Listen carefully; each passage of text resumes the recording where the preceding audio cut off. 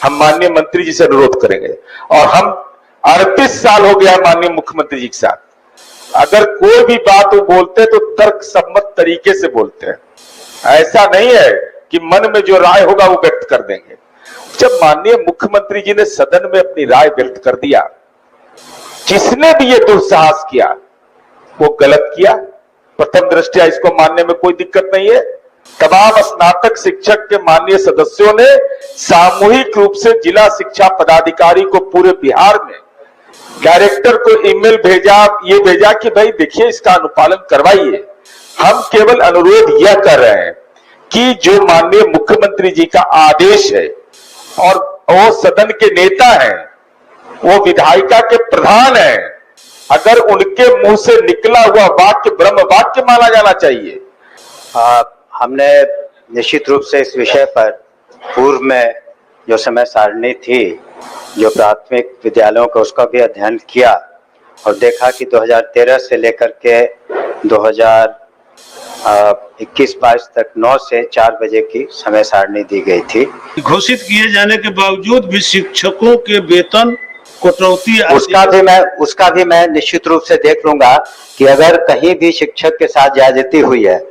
मैंने शुरू में ही कहा कि हमने जब ज्वाइन किया तो माननीय उप मुख्यमंत्री जी भी हैं यहाँ पर, लेकिन जिस तरह का वातावरण था या जिस तरह के एक रस्साकसी कह सकते थे उच्च शिक्षा में था शिक्षकों के साथ, ये तो आप जरूर मानेंगे कि धीरे धीरे वो सारे जो तापमान था भी कम हुआ। और हमने शिक्षा नीति के बारे में और जो नियमावली का जिक्र किया और कहा कि पदस्थापन के संबंध में भी हम लोग निश्चित रूप से उदारता पूर्वक और मानवता पूर्वक सभी चीजों को देखेंगे। माननीय नवल जी ने अपनी राय व्यक्त किया।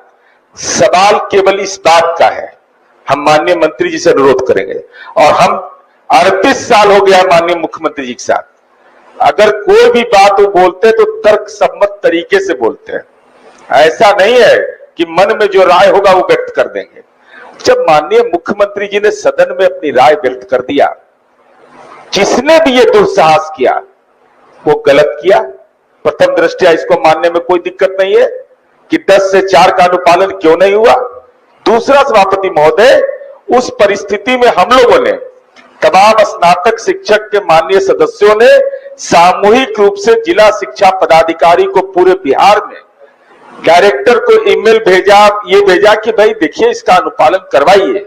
हम केवल अनुरोध यह कर रहे हैं कि जो माननीय मुख्यमंत्री जी का आदेश है और वो सदन के नेता हैं, वो विधायिका के प्रधान हैं, अगर उनके मुंह से निकला हुआ वाक्य ब्रह्म वाक्य माना जाना चाहिए। इसलिए हम अनुरोध करेंगे कि उन सदन के नेता के द्वारा जो घोषित मापदंड है, और उन्होंने अपने व्यक्तिगत जीवन का भी उदाहरण दिया कि हम लोग भी विद्यालय जाते थे 10 से 4, तो हमको लगता है इतना बोलने के बाद अब तक विभाग को इसको संज्ञान में लेना चाहिए। ठीक, जो हुआ सो हुआ, लेकिन अब नए दौर में तो ये समय सारणी निश्चित रूप से निर्धारित होना चाहिए। नीरज बाबू, लगातार बात आ रही है, जो भी हमारे शिक्षक प्रतिनिधि हैं, आखिर काबिल मंत्री हैं, आपके बात को समझ गए हैं, तो बोलने दीजिएगा, तब तो फिर आगे बोलने का मौका मिलेगा। तो जवाब ले लीजिए। अरे अब तो आधा घंटा से नवल बाबू अकेले छेके हुए हैं। माननीय सभापति महोदय, हमने निश्चित रूप से इस विषय पर पूर्व में जो समय सारणी थी, जो प्राथमिक विद्यालयों का, उसका भी अध्ययन किया और देखा कि 2013 से लेकर के 2021-22 तक 9 से 4 बजे की समय सारणी दी गई थी विभाग के द्वारा।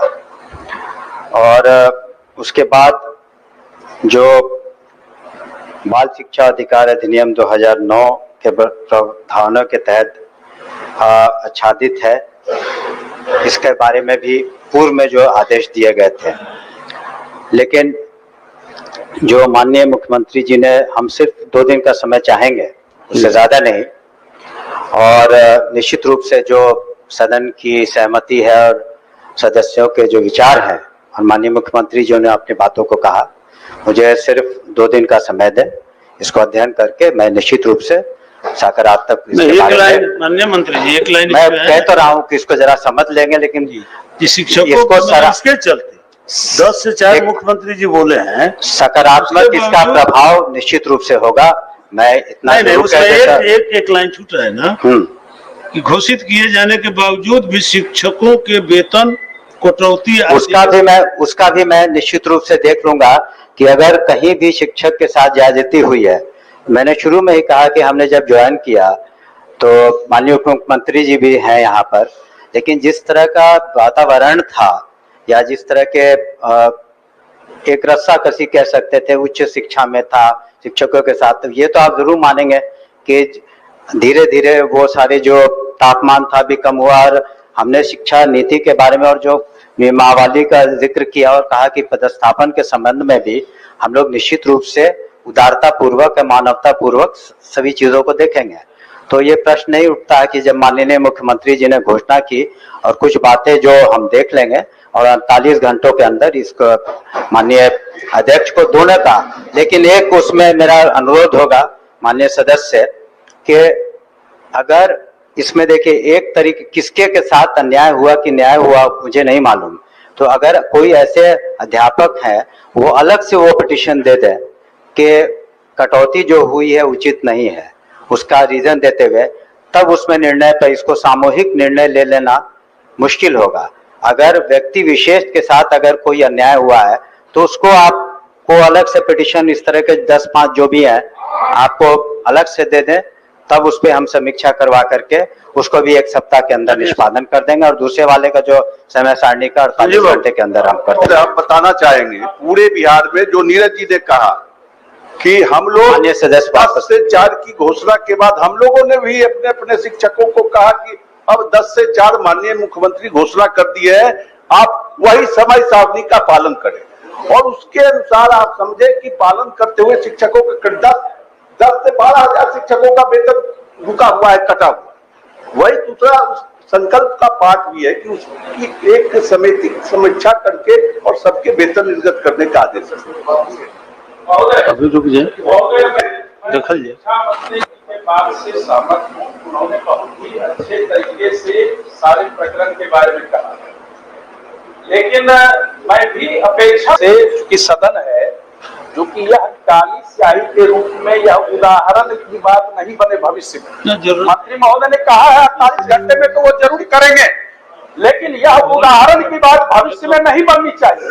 और दूसरी बात, मंत्री महोदय को मैं ऑन द रिकॉर्ड कहना चाहता हूं, अभी मुंगेर जिले में राज्य सरकार के सचिवालय और निदेशालय का हवाला दिया जाता है और वेतन रोक दिया जाता है। ऐसे और भी जिले में होते हैं और फिर उगाही की जाती है, तब वेतन भुगतान किया जाता है। एक दल के ना है, जाके मिल के बात बता देंगे, वापस लीजिए। आसन से आपने मौका दिया है बोलने का, वापस लेने के पहले कहा 1 मिनट में ही तो सारी बात मैं खत्म कर रहा।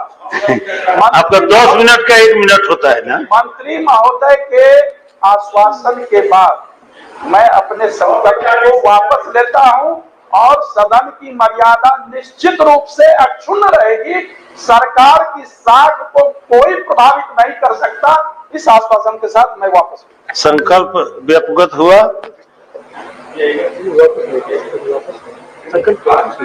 वापस श्रीमती माननीय सदस्य श्रीमती रीना देवी जी।